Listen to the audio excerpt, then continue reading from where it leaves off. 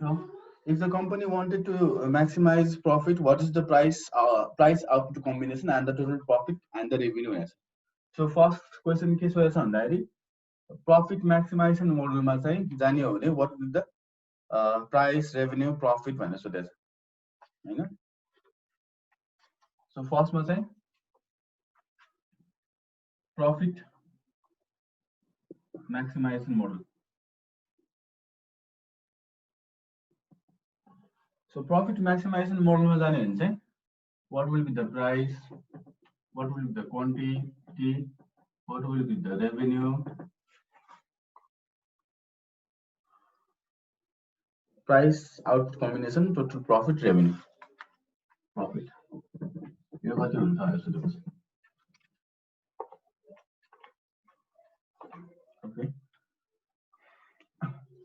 Our profit maximization model मा के हुन्छ? Objective is to maximize the profit. So profit maximum को लागि के हुनु पर्यो? Condition is for equilibrium condition d pi by dq equals to 0. Let's say like 1 भनौं for equilibrium.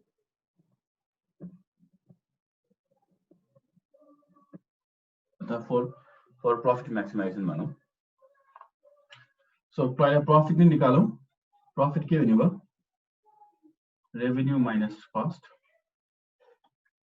हैन. So त्यसको लागि पहिला सुरुमा हामी revenue निकालौं.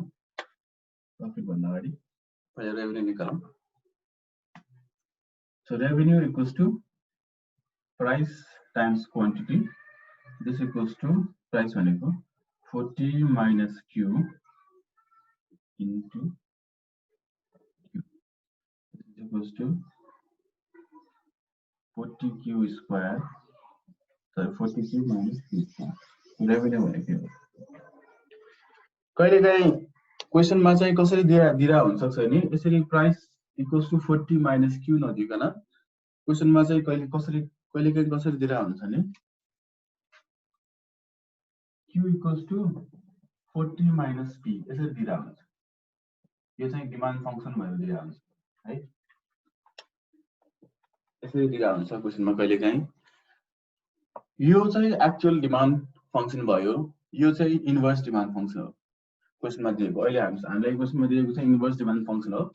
यो चाहिँ inverse demand function normal demand function भयो. अब क्वेशन मा यसरी दिएको छ भने यसलाई चाहिँ हामीले इन्भर्स डिमान्ड फंक्सन मा लानु पर्छ.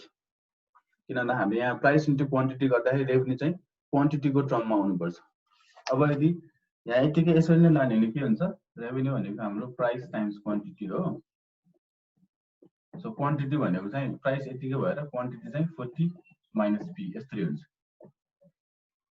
हामीलाई क्वान्टिटी को टर्ममा चाहिन्छ रेभेन्यू. सो त्यसले गर्दा यदि इन केस डिमान्ड फंक्सन चाहिँ इन्भर्स डिमान्ड फंक्सन नदिकन डाइरेक्ट डिमान्ड फंक्सन दिएको छ भने चाहिँ पहिला यसलाई इन्भर्स डिमान्ड फंक्सनमा कन्भर्ट गर्नुपर्छ अथवा P लाई चाहिँ as a function of Q को रूपमा चाहिँ एक्सप्रेस गर्नुपर्छ. सो P लाई यता ल्याउँदाखेरि P equals to 40 minus Q. अनि यसलाई चाहिँ हामी युज गर्छौं. यो माइनर कुरा हो तर कहिलेकाहीँ चाहिँ यसैमा फेरि छुकेर अल्झिरा हुन्छ.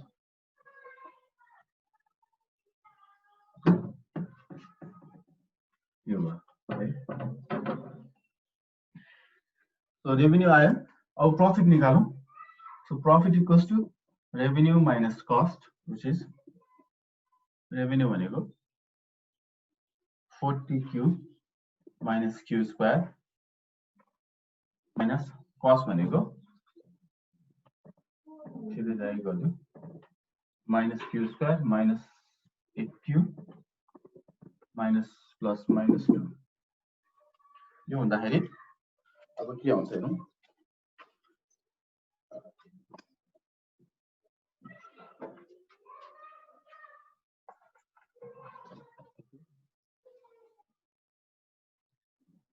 यो हुँदाखेरि रिजल्टिङ प्रॉफिट हाम्रो कति आउनु भयो त भन्दाखेरि profit equals to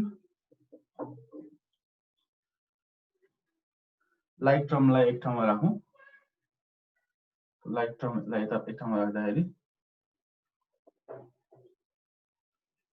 so 40q र 8q लाइक टर्म भयो 40q बाट 8q बनाउँदाखेरि 32q minus q square minus q square भनेको q स्क्वायर भयो minus 2 so pi equals to 32q minus 2q square minus 2 भयो अब हामीसँग प्रॉफिट फंक्शन छ अब यो प्रॉफिट फंक्शन को फर्स्ट अर्डर डेरिभेटिभ निकालौं जसलाई चाहिँ हामी इक्वेसन 1 मा प्लग इन गर्छौं निकालौं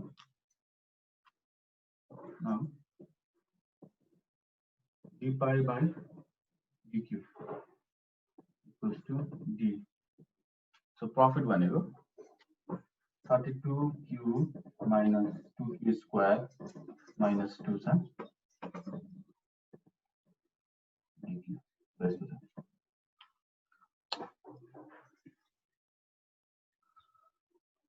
यति भइसकेपछि ल यहाँसम्म गर्नु छ भने एकछिन मलाई टाइम दे जर्नल गरेर कपीमा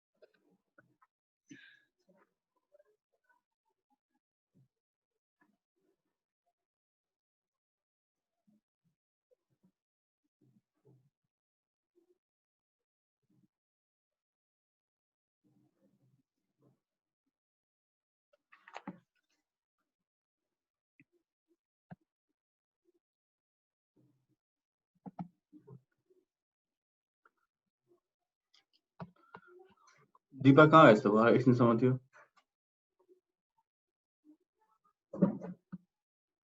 ओके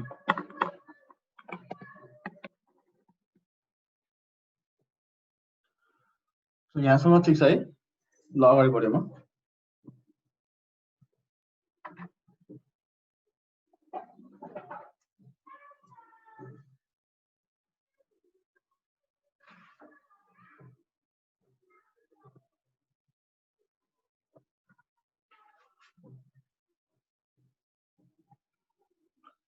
अब बिस्तारै डेरिभेटिभ चाहिँ अब एकदम लामो स्टेप नलिकन क्विकली चाहिँ स्टेपलाई अलिकति सर्टकट गर्दै गर्दै लानुपर्छ once you are familiar with the process once you are comfortable with the skipping the step है सो अब त्यो हुँदाखेरि आफ्नो समय बचत हुन्छ एक्जामको लागि अब हेरौँ यो केसमा के भन्दाखेरि पहिला सम डिफरेन्स रुल लगायो सम डिफरेन्स रुल लगाउँदाखेरि d32q minus d2q square by dq minus d2 by dq हुन्छ सो फर्स्ट टर्मको लागि मात्र हेरौँ फर्स्ट टर्मको लागि हेर्दाखेरि 32 बाहिर निस्क्यो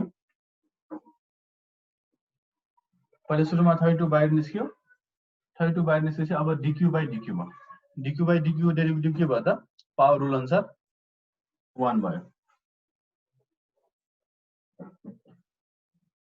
नेक्स्ट टर्ममा माइनस भयो हाम्रो यहाँ माइनसको माइनसै भयो सो नेक्स्ट टर्ममा हेर्ने नि 2 dq स्क्वायर छ 2 पहिला बाहिर निस्क्यो 2 अब dq स्क्वायर बाइ dq मा अब हामी पावर रुल लगाउँ पावर रुल लगाउँदाखेरि के भयो त 2q 2 minus 1 भएपछि q मात्र भयो भने अगेन माइनस राखौँ अब लास्ट टर्ममा d2 by dq हुँदाखेरि कन्स्टेन्ट टर्मको डेरिभेटिभ भनेको के भयो 0 भयो यसरी resulting d pi by dq भनेको हाम्रो के आयो त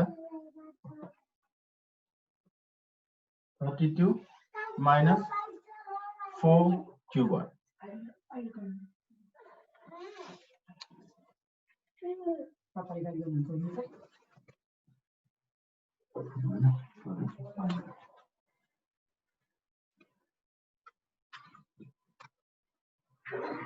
So 32 minus 4q आयो एकचोटि फेरि यो स्टेपलाई चाहिँ फेरि भनिदिन्छु म। यहाँ मैले स्टेप चाहिँ मैले स्किप गरेको हुनाले। सो फर्स्ट टर्मको डेरिभेटिभ लिँदाखेरि पहिला कोएफिसिएन्ट टर्म 32 बाहिर निस्क्यो। कोएफिसिएन्ट टर्म बाहिर निस्किँदाखेरि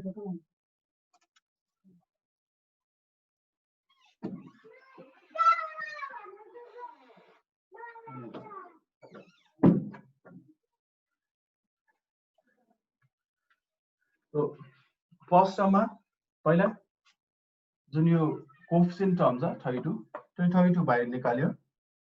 अनि dq by dq गर्दाखेरि यसमा पावर रुल लाउँदाखेरि पावर रुल अनुसार यसको डेरिभेटिभ 1 आयो।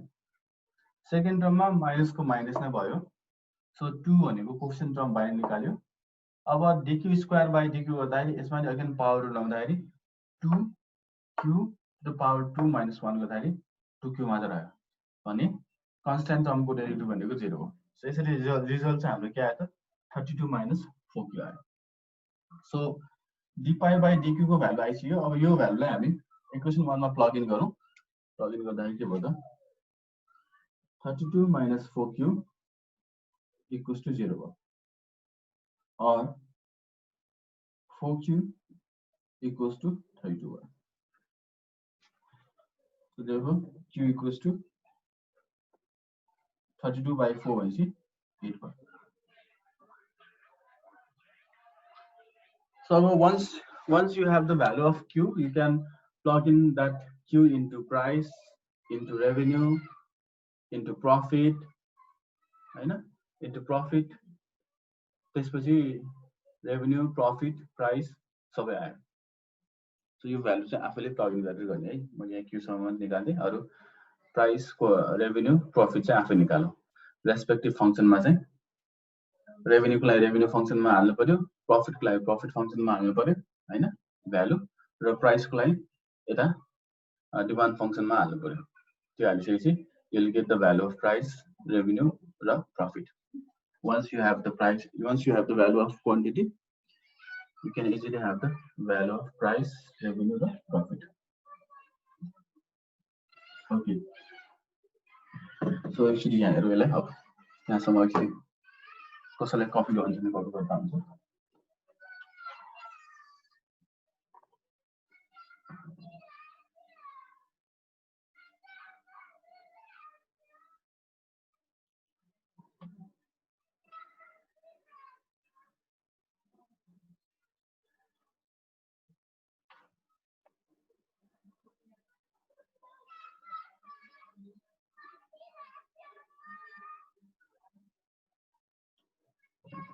Okay.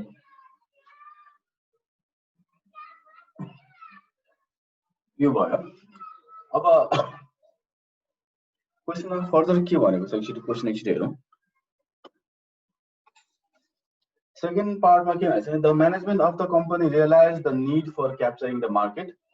सो मार्केट क्याप्चर गर्नु छ भन्ने कुरा उनीले रियलाइज गर्यो।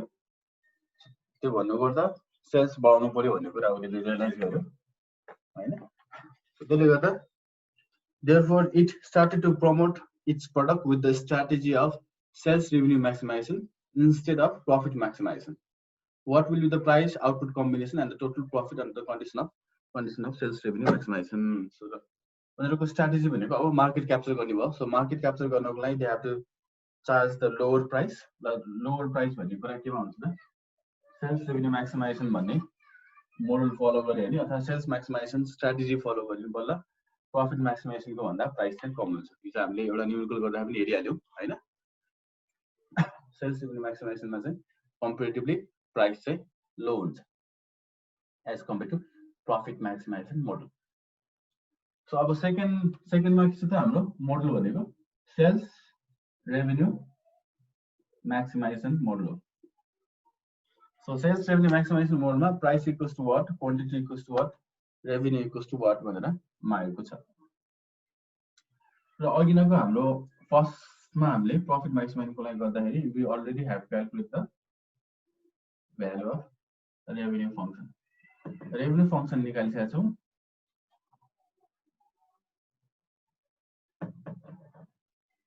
अब रेभेन्यू मैक्सिमाइजेसन मोडलमा चाहिँ के त अब हाम्रो अब्जेक्टिभ भनेको रेभेन्यूलाई चाहिँ मैक्सिमाइज गर्नु हो। सो रेभेन्यू मैक्सिमम कुन बेला हुन्छ when the first order derivative of revenue function with respect to quantity is equalized to 0. First order derivative of revenue function लाई चाहिँ 0 सँग हामीले इक्वलाइज गर्यो भने चाहिँ त्यहाँबाट चाहिँ रेभेन्यू म्याक्सिमाइज गर्ने क्वान्टिटी चाहिँ निस्किन्छ। सो त्यसको लागि हामी dr/dq गर्छौं। अब यसलाई हामी इक्वेसन 2 भनौं किन हामी माथिको स्टेपमा 1 गरिसकेछौं, यसलाई इक्वेसन 2 भन्छौं हैन।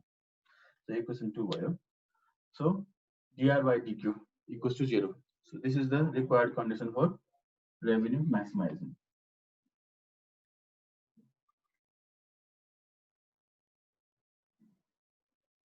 अब हामीले रेभेन्यू फंक्शन अलरेडी निकालिसकेका छौं, यसलाई माथि लेख्दिनु। So r equals to 40q minus q square छ हाम्रो रेभेन्यू फंक्शन।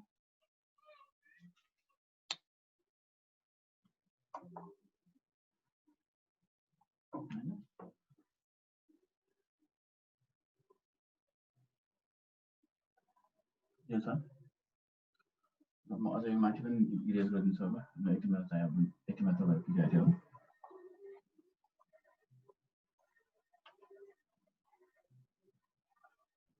सो हाम्रो अब्जेक्टिभ भनेको रेभेन्यू म्याक्सिमाइजेसन हो।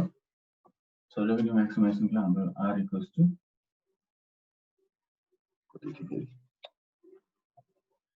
40q minus q square। 40 price equals to 40 minus q हुन्छ।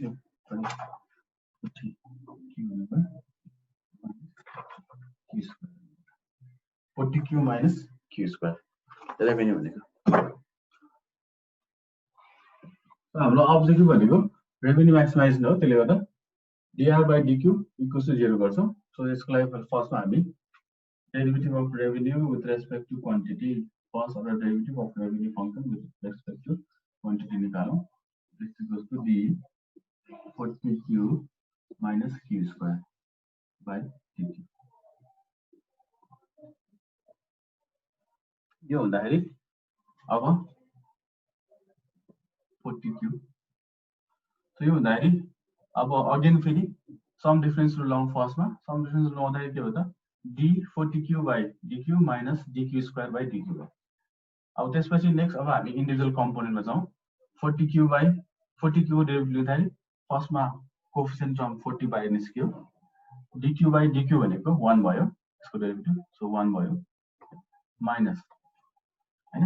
सो 1 भएकोले यसलाई के गर्नै परेन, सो 40 मात्र भयो।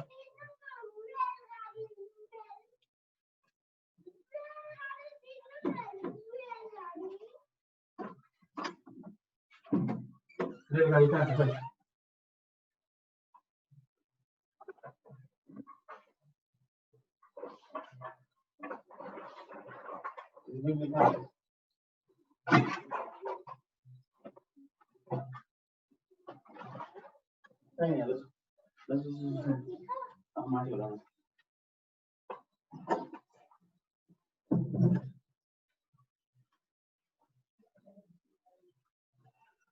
So 40 minus अब dq square by dq को डेरिभेटिभ लिँदाखेरि पावर रुल लाउँदाखेरि 2q to the power 2 minus 1 भनेको 1 हो, सो रिजल्ट भनेको 2q भयो। सो 40 minus 2q चाहिँ डेरिभेटिभ अफ रेभेन्यू फंक्शन आयो। सो अब यो भ्यालु चाहिँ इक्वेसन 2 मा हालौं। सो इक्वेसन 2 मा हाल्दा के भयो त 40 minus 2q equals to 0 भयो और 40 equals to 2q, so q equals to के भयो त 40 by 2 भनेको 20 भयो। Okay, so quantity equals to 20 आयो। अब हामीसँग प्राइस फंक्शन छ, कस्ट फंक्शन छ। सो प्राइस फंक्शनमा राख्ने प्राइस निस्किन्छ, रेभेन्यू फंक्शनमा राख्ने रेभेन्यू निस्किन्छ, कस्ट फंक्शनमा राख्ने कस्ट निस्किन्छ। सो रेभेन्यू माइनस कस्ट भनेपछि प्रॉफिट निस्क्यो। सो त्यहाँबाट रिक्वायर्ड प्रॉफिट आयो। सेल्स रेभेन्यू म्याक्सिमाइजेसन के हुन्छ भने so once you get the value of q सबै निस्किहाल्यो यति म। सो म अर्को त्यसमा गए प्राइस र क्वान्टिटी निकालेर बसिन मैले। यसो प्राइस र रेभेन्यू प्रॉफिट निकालेर बसिन। अर्को उसमा त हो, अर्को स्टेपमा के भन्छ The shareholder of the company did not like market share capture strategy. Sales revenue maximization चाहिँ उसलाई मतलब मन परेन shareholderलाई, followed by the management. The shareholders showed strong dissatisfaction. The shareholders showed strong dissatisfaction against the management in its annual general meeting. They argued that management should be given opportunity for free play in the company. The shareholders meeting consensually decided to put restriction with minimum profit of ₹10. Under this condition, what is the optimum price output combination and total revenue? Okay, time हाम्रो out भयो हैन, out हुन लाग्यो एकचोटी अलि फेरि rejoin गर्नुपर्छ होला यसमा. सो यहाँ बेसिकली यो एउटा भन्दिहाल्छु. यहाँ के छ त, यो सेल्स रेभेन्यू म्याक्सिमाइजेसन फलो गर्यो. सेल्स रेभेन्यू म्याक्सिमाइजेसन फलो गर्दाखेरि फेरि शेयरहोल्डरलाई के फिल भएछ भन्दाखेरि ल म्यानेजरले चाहिँ जथाभावी प्राइस मात्र रेभेन्यू मात्र बढाउन खोज्यो, उनीहरूको लागि चाहिँ प्रफिट चाहिँ सेक्युर गरेन भन्ने टाइपको चाहिँ फिल भएछ. त्यसले गर्दा उनीहरूले एनुअल जनरल मिटिङमा के भन्यो भन्दाखेरि we are not happy with the sales maximization model followed by the management भन्ने कुरा चाहिँ गर्यो. त्यसले गर्दा के भयो, उनीहरूले के आर्ग्यु गर्यो भने now we need minimum profit of ₹10. हामीलाई चाहिँ मिनिमम प्रफिट यति 10 रुपैयाँ चाहिँ चाहिन्छ भन्ने कुरा चाहिँ म्यानेजमेन्टलाई गर्यो. सो म्यानेजमेन्टलाई चाहिँ उनीहरूले 10 रुपैयाँको चाहिँ प्रफिट मिनिमम चाहिन्छ भन्ने चाहिँ रेस्ट्रिक्सन राख्यो. सो यो भनेको के हो त, sales revenue maximization subject to the profit constraint भन्ने भयो. सो यो थर्ड मोडल भनेको चाहिँ sales maximization model subject to the profit कन्स्ट्रेन्टको कुरा चाहिँ आएको छ.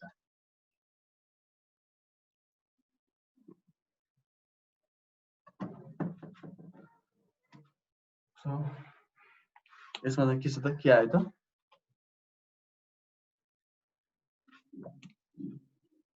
Sales maximization subject to profit constant of ₹10. यो चाहिँ भयो. त्यसपछि ल एकचोटि यो क्लोज गरौँ अनि फेरि रिजोइन गरौँ त.